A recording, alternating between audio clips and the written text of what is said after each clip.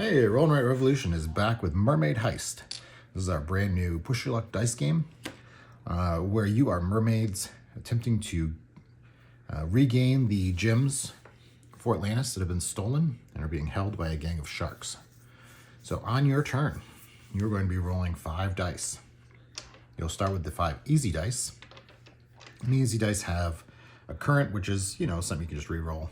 They have a gem, which will move you forward on the score track. And they also have a shark. So it ends up being 2 gems, 3 rerolls, and a shark. Anytime you roll a shark, you must set it aside.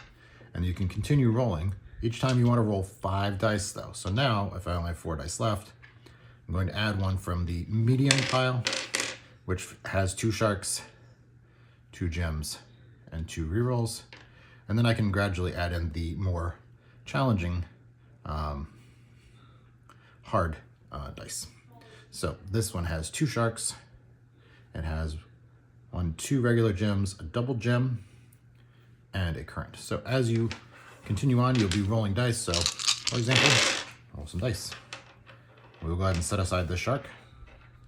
If I roll 3 sharks at any point during my rolling phase, my turn ends and I score nothing. So careful about pushing your luck too far. At any point, you may decide to stop. Whenever you stop, you score all of the gems visible. Sharks we'll talk about in a second, because you can actually, when you start using character cards, recommended in game 2, they all add a funky ability that gives you something else to do, or you can discard it to reroll up to 2 sharks. So if you feel like you're about to bust on sharks, or you're at 2 sharks and you're worried about busting, you could then discard one of these before you bust. If you bust, sorry about it. Can't use them then. So if I am taking this roll and I decide to stop, I would go ahead and advance my token 2 spaces because I have 2 gems. As I advance more, you'll notice that there are powers on the score track. This one doesn't have any powers, of course. But so as I advance, if I were, say, here, and I scored 2 gems, I could decide to skip over the power and keep going. Or if I decide to stop on the power and forgo, so in this case, I would only gain 1 of my gems instead of 2. I would then get the ability. So in this case, this one says may skip your turn and then gain 3 gems. So on the next turn, I can be like, you know what? No, I'm done. 3 gems. 1, 2, 3. Pretty handy.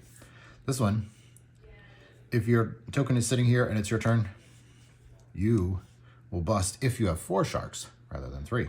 Kind of handy. And then there's other ones. So you do have some variety here. This one just gives you gems. If you pass a gem this round, you gain +1 gems, so on and so forth. So some additional powers there. Overall though, fairly easy, fairly straightforward game. Lots of dice rolling, lots of fun that way.